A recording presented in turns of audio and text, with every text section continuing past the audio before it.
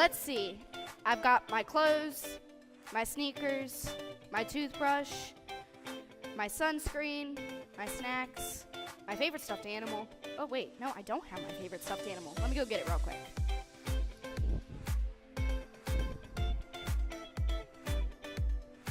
Okay, now I have my favorite stuffed animal. Let's see. What else am I missing? Okay, check, check, and check. Looks like I have everything for my great adventure. Do you guys like adventures too? Me too. Although sometimes they can feel big and scary. You don't know what's coming next. That's why you need to be prepared for anything and have courage. In fact, that's what we're learning about this month. Courage. Courage is when God helps you to be brave enough when you do hard things. Can you all say that with me? Courage. God helps you to be brave enough to do hard things.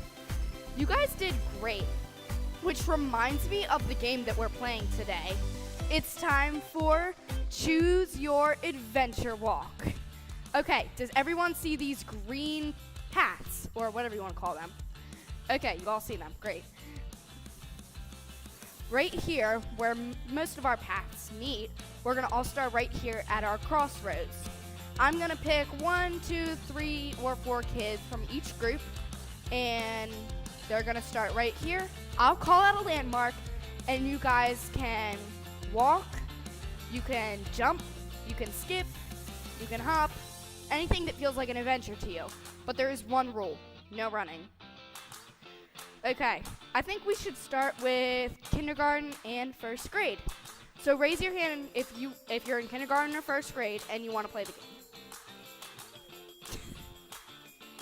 You guys can play the game. You can go to the crossroads.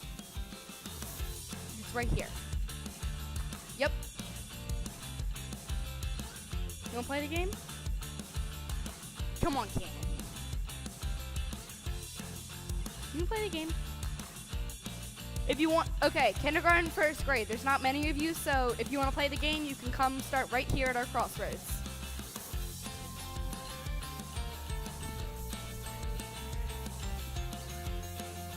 Right there. Okay, are we ready? Okay, we're ready. Yeah, I know you're ready.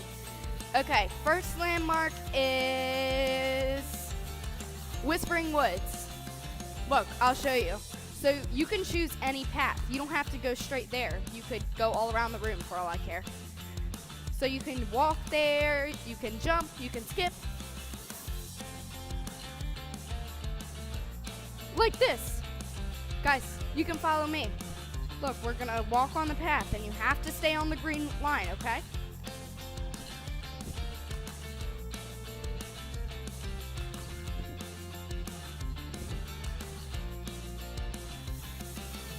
Okay, it looks like we all made it to Whispering Woods. You guys can go sit back down now. We're gonna play another round. Okay, next we're gonna do second and third grade, okay? So second and third grade, if you wanna play the game, raise your hand. We'll do these 3 that are raising their hands. You can start at your crossroads. Moses, Dallas, and Atticus. You guys can start here. You can also go because there's only one person raising their hand. Yeah, you can come play. Okay. You got your land up here. Your landmark is going to be mountaintop. So you can pick a path, stay on the green lines, and go to mountaintop. Right over here. Remember, it's not a race, no running.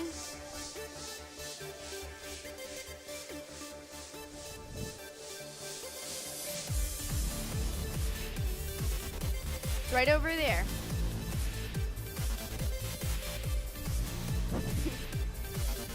Okay, looks like we all made it to mountaintop. You guys can go sit back down now. Now it's time for 4th and 5th grade, so raise your hand if you want to play the game.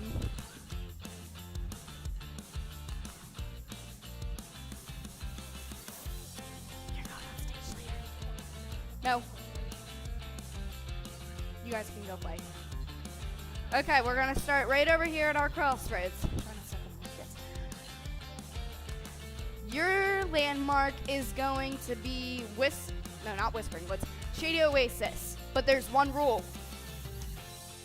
The rule is, since you guys are the oldest kids, you have to get there hopping on one foot. Hopping on one foot, and do not step on anybody. Okay? Ready, set, go. It's not a race.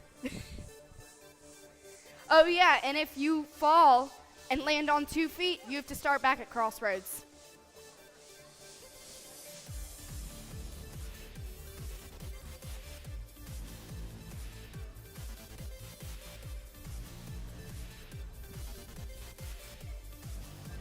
Great job, 4th and 5th grade. You guys can sit back down now.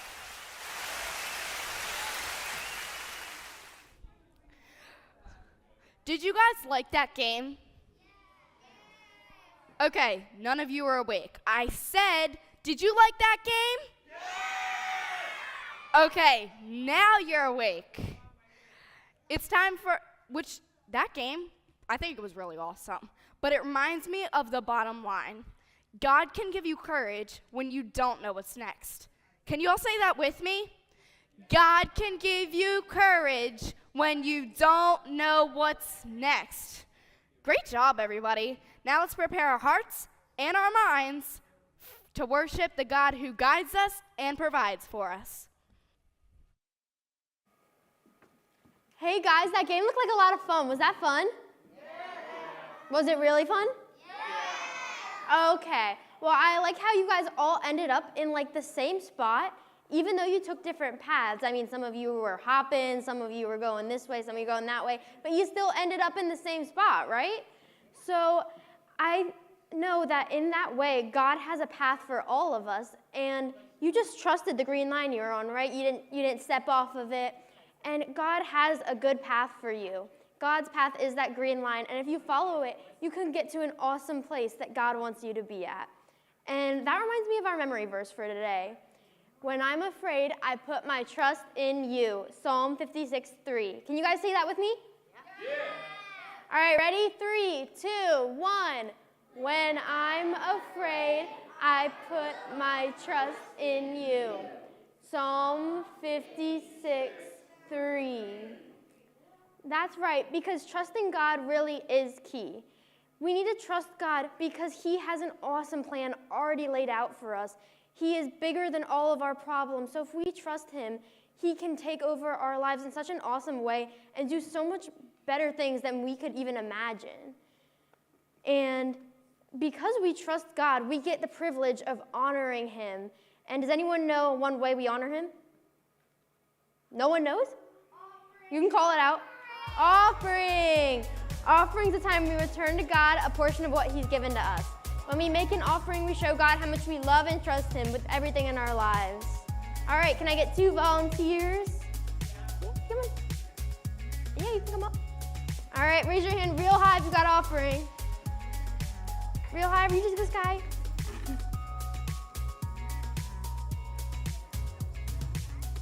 Real high, you got one up here? Anyone else real high? Nope, okay, you guys can bring the buckets back. Thank you so much. All right, you guys know what time it is. Get up on your feet. It's time for worship. All right, we got a special guest coming out. Let's get Cassidy out here. All right, you pick a guy, I'll pick a girl. All right, raise your hand really high if you want to be on stage.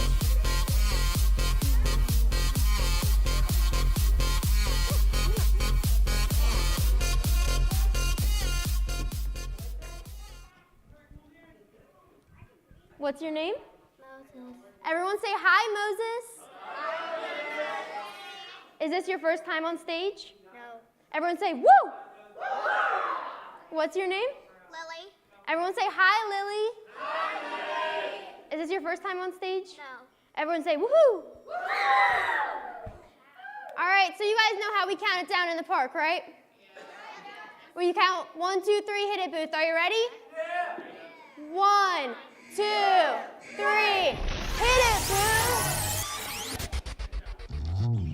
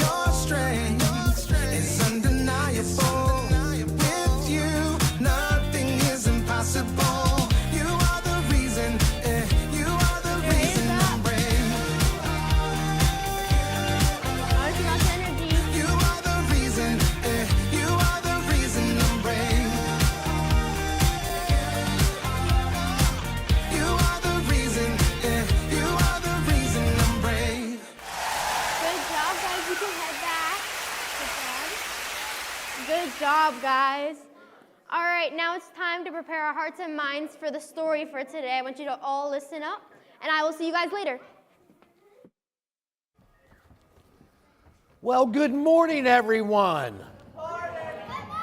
Who is ready to continue on in God's big story? I know I am, that's for sure. Well, let's take a look. We're going to go back to where we were in the beginning of God's big story. We learned that God made the very first people, Adam and Eve. And God made Adam and Eve for the same reason that he made all people, to be his close friends. But they sinned, and that pulled them away from God. God wanted them to be close to him, but they couldn't anymore. It was so sad. And everyone who was born after Adam and Eve was born with the same problem. They couldn't be close to God. And awful things happened to the world too. Pain, sickness, and death entered into the world. But God didn't want to leave things that way. He wants people to be close to him. He made people to be his close friends. So he started a great rescue plan. And this great rescue was going to come through a family. So God started his great rescue plan with a man named Abraham. God chose Abraham and promised to bless the whole world through his family. Abraham's family grew and grew and grew, just like God had said, and they became God's people. Eventually, God's people were enslaved in Egypt, but Moses led his people out of Egypt to freedom. God had brought his people to freedom. God had a beautiful land picked out for his people, the Promised Land.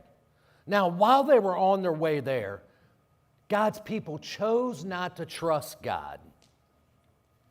It hurt God so deeply. So they had to wait 40 years to enter the Promised Land. But after 40 long years, they entered the Promised Land.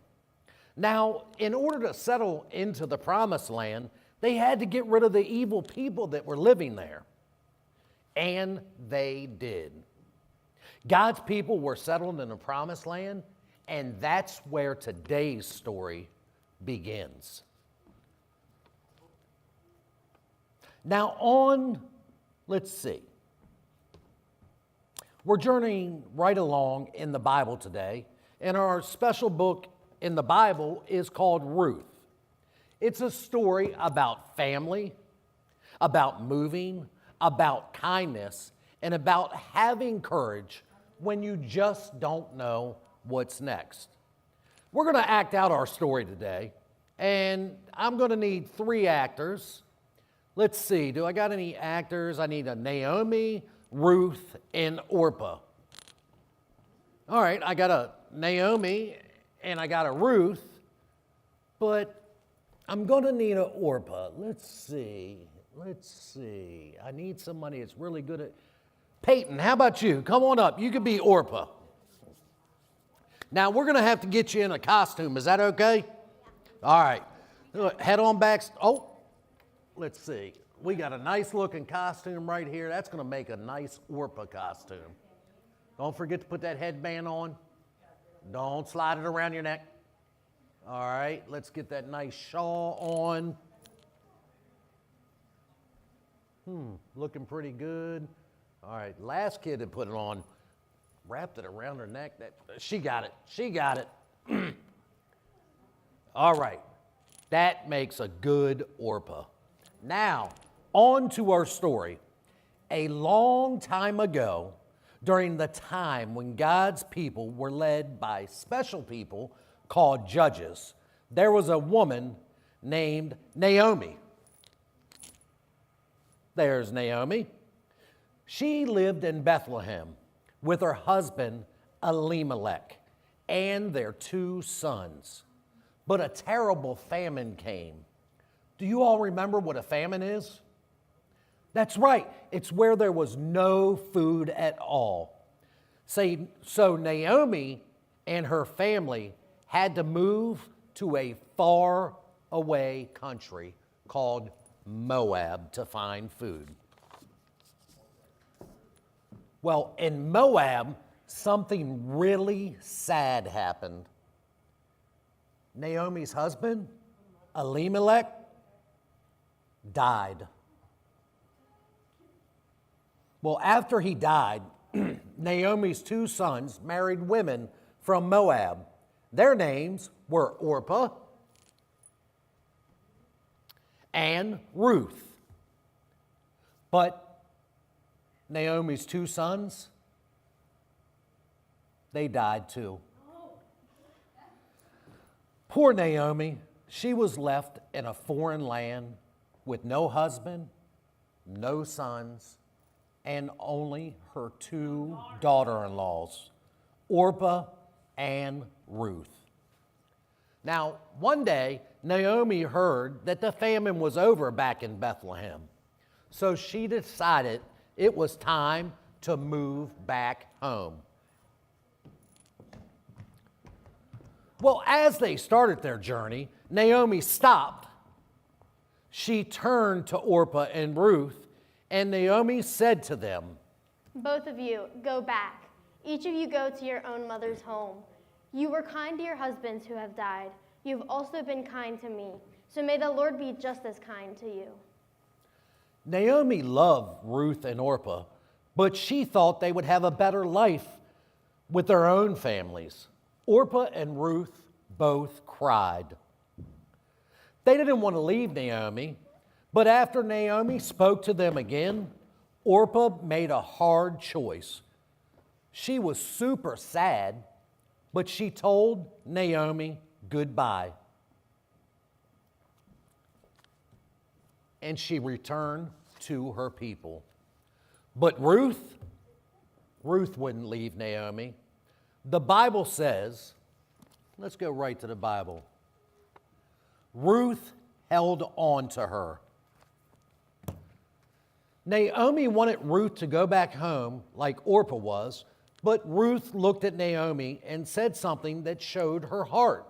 Ruth wanted to follow the one true God like Naomi did. Ruth said this. Don't try to make me leave you and go back. Where you go, I'll go. Where you stay, I'll stay. Your people will be my people. Your God will be my God. Wow. Ruth was choosing to leave everything she knew to move to a new unknown land with Naomi because she loved Naomi and was choosing to trust Naomi's God. So Naomi and Ruth traveled on together. When they arrived in Bethlehem, things were rough. They didn't have much, but it was harvest time, and God had a special rule that allowed people who were poor to gather leftover grain from the fields. Ruth, being brave and wanting to help Naomi, said, Let me go out to the fields. I'll pick up the grain that has been left.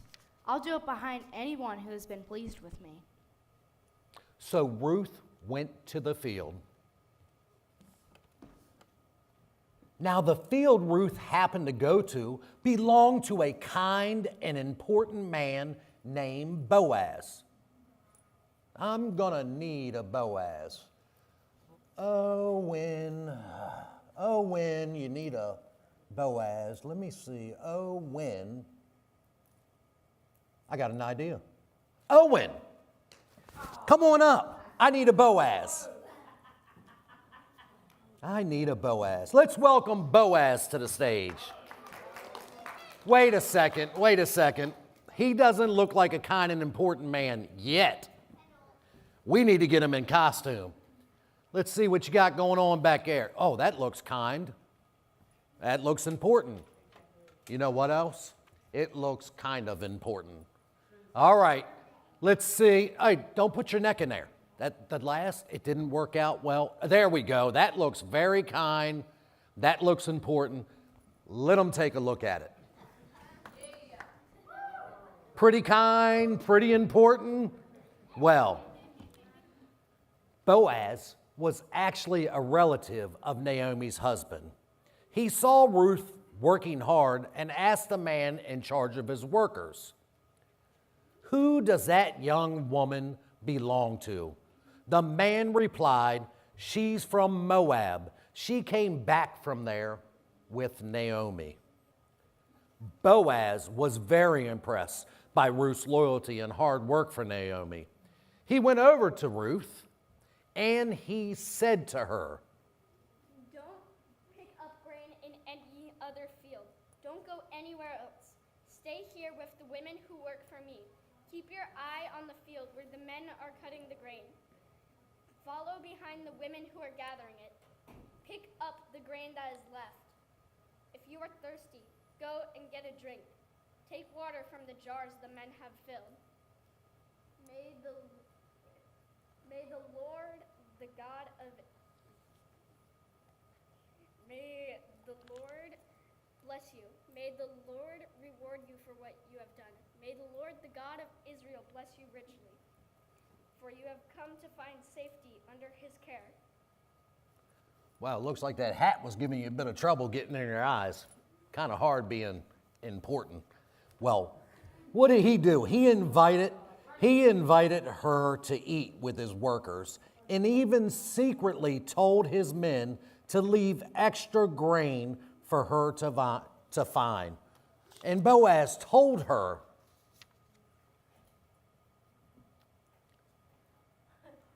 he told her to eat with his servants and drink with them. Now, Boaz continued to be very kind to Ruth. Because he was a relative, he was able to help take care of Ruth and Naomi. And as time went on, Boaz came to love Ruth for her kindness and her hard work and her trust in God. So you know what Boaz did?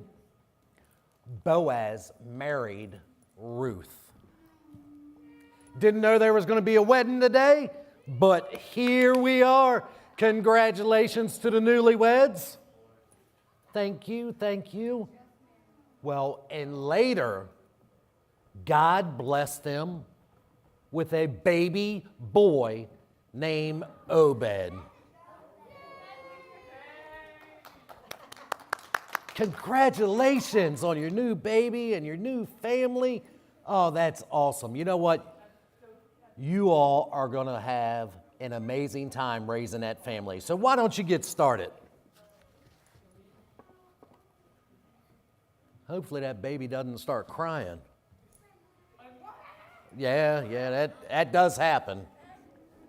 Well, Naomi, who had been so sad, was filled with joy. Ruth had taken a huge step of courage to leave her home, move to a new land, and stick with Naomi when she didn't know what was next. But because Ruth was brave and trusted God, God blessed her. And here's the super amazing part. Ruth's son, Obed, became the grandfather of King David. And many, many years later, from King David's family, God's own son, Jesus, was born.